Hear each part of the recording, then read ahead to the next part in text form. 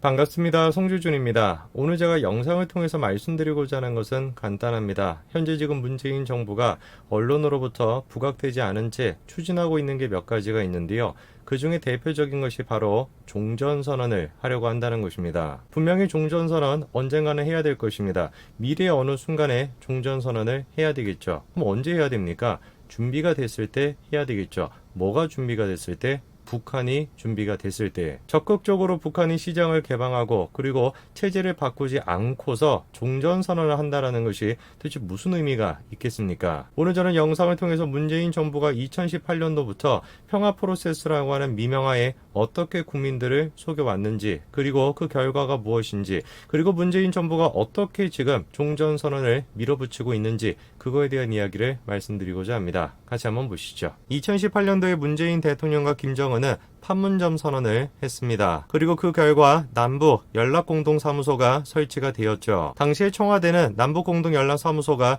남북을 잇는 튼실한 다리가 놓인 느낌이다 라고 얘기했습니다. 거기서 연달아 연내 종전선언까지 하겠다 라고 얘기했었죠. 지금까지는 없었던 남북공동연락사무소까지 설치를 하고, 그리고 심지어 종전선언까지 하겠다 라고 얘기하니까 야, 진짜로 한반도에 평화가 오는구나 싶었었죠. 그런데 그 꿈은 곧 어떻게 됐습니까? 한마디로 산산조각이 났습니다. 북한은 일반적으로 남북공동연락사무소를 폭파시켰고 그 영상까지도 공개를 했었죠. 저때 당시에 북한은 어떤 심정 변화가 생겨가지고 저런 식으로 일방적으로 남북공동연락사무소를 파괴했던 것일까요? 그때 당시에 수많은 언론사들이 지적했던 것 중에 한 가지는 바로 북한의 삐라 문제였습니다. 김여정이 계속해가지고 삐라에 대해가지고 강도 높은 비판을 했었던 거 기억하실 겁니다. 당시 언론사들은 다음과 같이 지적을 했죠. 삐라 때문에 김여정이가 발끈했고 그것 때문에 결국 공동연락사무소까지 파괴됐다라는 것입니다. 다른 것도 아니라 북한 주민들을 위해서 삐라를 보내는 것은 전 세계적으로 인권적 차원에서 장려가 돼야 되는 거 아니겠습니까?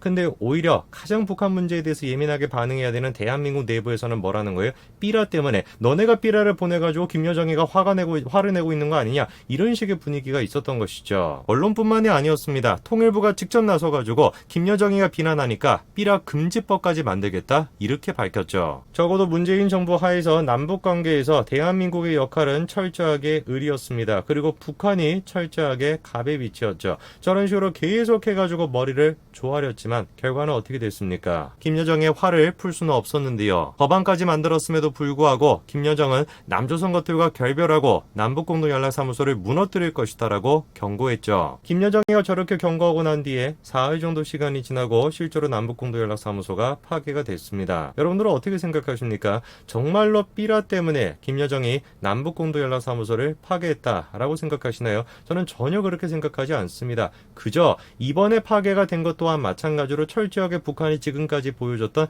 레파토리 하나다라고 저는 생각을 합니다. 2018년도 한 해 동안의 모습을 좀 볼까요? 김정은이 직접 남북관계 개선 의지를 발표를 하고 청와대 또한 마찬가지로 하루 만에 답사까지 보냈습니다. 아예 그리고 4월 달에는 어떻게 했습니까? 실험조차 중단하겠다, 미사일 발사도 하지 않겠다 라고 선언을 했죠. 그리고 난 다음에 판문점 선언까지 이어졌던 것입니다. 정말로 북한이 저 말을 실천했으면, 그리고 실천할 의지가 있었다라고 한다면 연내 종전선언이 가능했을지도 모르겠습니다. 실험도 하지 않겠고 미사일도 쏘지 않겠고 평화를 위해서 우리가 서로 애쓰자라고 얘기하고 정말로 거기에 진심이 있다라고 한다면 뭐 때문에 우리가 종전선언을 안 하겠습니까? 근데 우리가 주목해야 되는 게 뭡니까? 북한의 저런 식의 모습이 철저하게 말만 그럴싸하다라는 것이죠. 그렇게 약속을 했음에도 불구하고 북한은 계속해가지고 미사일을 발사를 했습니다. 북한이 약속을 하고 약속을 지키지 않았다, 이거를 제가 주목하지 않습니다. 그거는 당연한 거예요. 지금까지 보여준 모습을 봤었을 때 오히려 그렇게 생각을 안 하는 게 이상한 것이지 당연한 그냥 모습입니다. 제가 주목하는 건 뭐냐면 저런 식의 북한에 대해서 계속해가지고 엎드려가지고 절하듯이 쩔쩔매고 있는 청와대의 모습입니다. 미사일을 발사했을 때도 청와대가 뭐라고 했습니까? 놀랍게도 대한민국은 그게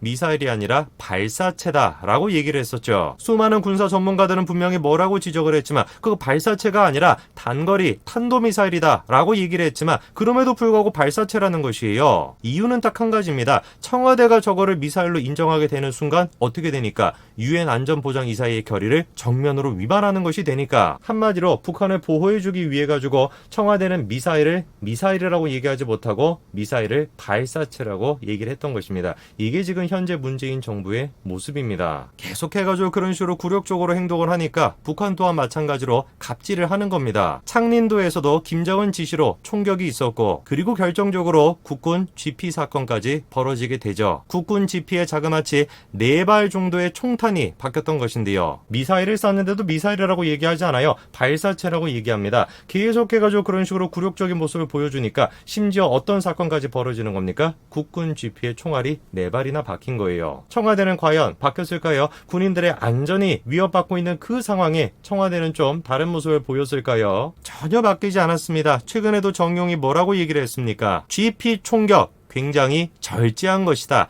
사소한 위반이다. 이런 식으로 얘기했습니다. 이게 지금 현재 21세기 대한민국의 모습입니다. 문재인 정부는 대한민국을 생각하고 있지 않습니다. 외교적으로 현실적으로 누구와 우리가 친하게 지내야 되고 어떤 식으로 접근해야 되는지 그런 것들을 고민하는 것이 아니라 철저하게 정치적 이념에 따라 가지고 현실을 해석하고 있는 것이죠. 그래서 매번 미국과 일본과 척을 지려고 하는 것이고, 북한에 대해 가지고 계속해 가지고 저런 식으로 굴욕적인 모습을 보여주는 거 아닙니까? 이런 배경 속에서 문재인 대통령 근데 끝까지 뭐를 지금 추구하고 있는 거예요? 유엔에서까지 뭐를 지금 강조하고 있습니까? 반드시 종전선언 하겠다, 그렇게 강조를 했죠. 당연히 그런 식의 메시지에는 한미 조율이 따로 없었습니다. 심지어 미국 측에서는 뭐라고까지 얘기했습니까? 이렇게나 입장이 다른 거는 처음이었다라는 것이죠. 왜 미국은 저때 당시 문재인 대통령의 종전선언에 대해서 이르다, 아직까지 준비가 안 됐다라고 얘기를 했을까요? 그저 단순하게 미국의 이익을 위해서 그렇게 얘기를 했을까요? 그렇지가 않습니다. 실제로 현실적으로 북한이 준비가 안 돼 있기 때문에 그렇습니다.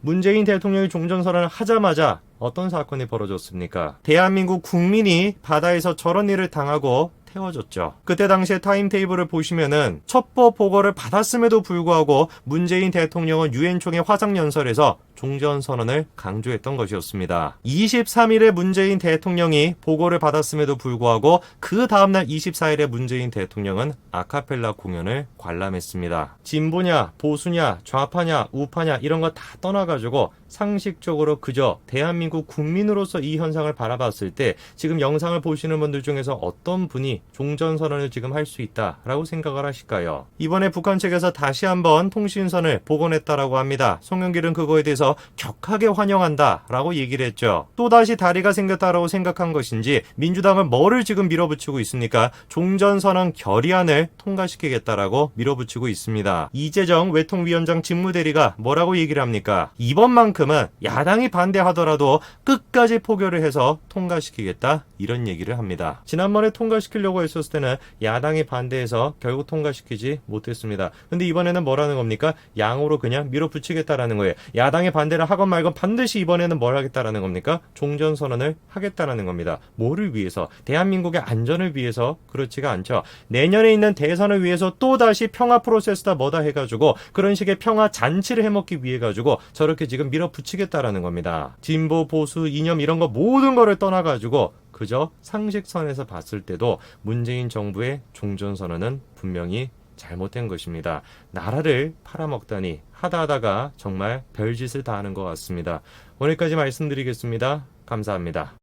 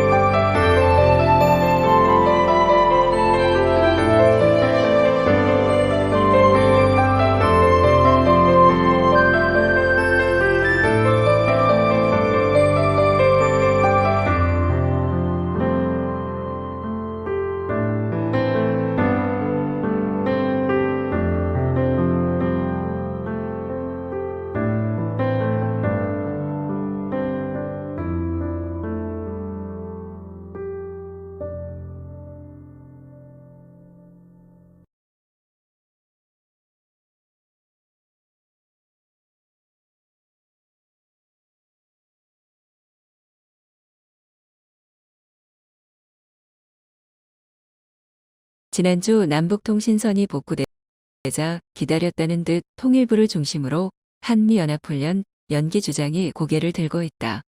여기에 더해 국책연구원장은 한미훈련을 그대로 진행하면 북한이 돌아설 수 있다며 엄포를 놓고 일부에서는 훈련 연기가 한반도 평화를 가져온다는 황당한 내용의 캠페인까지 진행하고 있다.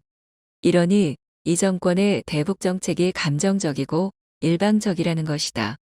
남북연락사무소 폭파, 우리 공무원 피살은 물론 온갖 막말을 쏟아낼 때는 제대로 된 대응도 못하고 있다가 유화 제스처 하나에 당장 평화라도 온 것처럼 호들갑을 떨고 국가 안보를 지키기 위한 기본적인 훈련조차 연기를 운운하니 말이다. 지난 3월 김여정 부부장은 한미연합훈련을 비난하는 담화문을 발표했고 지난 20일에도 북한은 선전 매체를 통해 연합훈련이 한반도 긴장 국면의 원인이라는 궤변까지 늘어놓은 마당에 섣불리 훈련을 연기한다면 가장 좋아할 사람이 누구겠는가. 설령 그렇게 한들 우리가 실질적으로 무엇을 얻을 수 있는지 분석이라도 해보았는가. 이미 한미연합훈련은 실기동 없이 시뮬레이션을 이용한 지휘소 훈련만으로 진행되고 있고 그마저도 지난해 상반기에는 아예 실시되지 않았다. 덕분에 실전 감각은 물론 한국군 주도의 연합작전 수행 능력 검증도 어려운 상황이다. 누차 이야기했듯이 대화 노력은 필요하며 통신선 복구 역시 그 나름대로 평가받아야 한다. 다만 순간의 감정으로 우리의 안보를 담보 잡히는 오를 범해서는 안 될 것이다. 지금 대한민국에 상존하는 위협은 코로나19만이 아니다. 국민들은 한반도만큼 군사훈련이 중요한 곳 없다던 미 국방부 대변인의 말을 우리 정부가 해주길 바라고 있다.